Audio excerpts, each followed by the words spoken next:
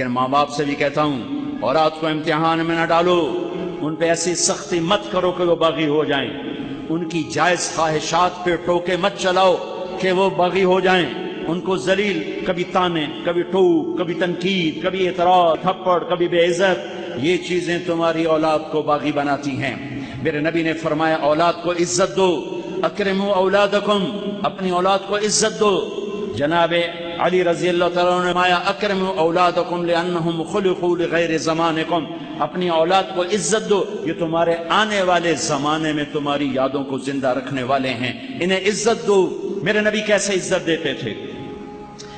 حضرت فاطمہ رضی اللہ تعالیٰ عنہ آپ کے جگر کا ٹکڑا، آپ کی آنکھوں کی ٹھنڈک، حسن حسین آنکھوں کی ٹھنڈک، میرے جنت کے پھول، جنت دار میرے حسن حسین، جن کے لیے گھٹنے اور بازو ٹیک کر کمر پہ بٹھا کے کمر میں چکر لگا رہے ہیں، اور ان کو دیکھ کر کہہ رہے ہیں تمہارا اونٹ کیسا ہے؟ پھر دونوں بھائیوں کو اتار کے زینب کو کمر پہ بٹھا رہے ہیں اور اکیلی کو کمرے میں چکر دلا رہے ہیں۔ یہ ان کی ماں ہے، ان شہزادوں کی ماں ہے، میرے نبی کے جگر کا ٹکڑا ہیں، اور علی کی زوجہ ہیں، جو میرے نبی نے کہا علی تجھے بشارت ہو جنت میں تیرا گھر میرے گھر کے سامنے ہوگا۔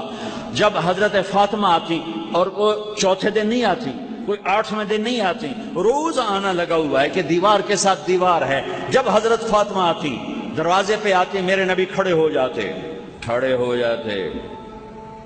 کوئی ماں باپ کھڑے ہوتے ہیں اولاد کے لیے، میرے نبی کھڑے ہو جاتے، اور وہیں نہیں کھڑے رہتے تھے، دروازے کی طرف پہل فرماتے تھے، آگے بڑھتے تھے، وہ حضرت فاطمہ کا ہاتھ پکڑتے تھے اور یہاں بوسہ لیتے تھے،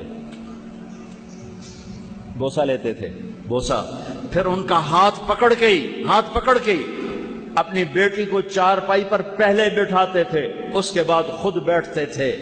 یہ ہے میرے نبی کی عزت اولاد کے لیے۔ 99% ماں باپ اولاد کو اپنی پراپرٹی سمجھ کے رگڑ دیتے ہیں، پھر وہاں سے بغاوت واپس آتی ہے۔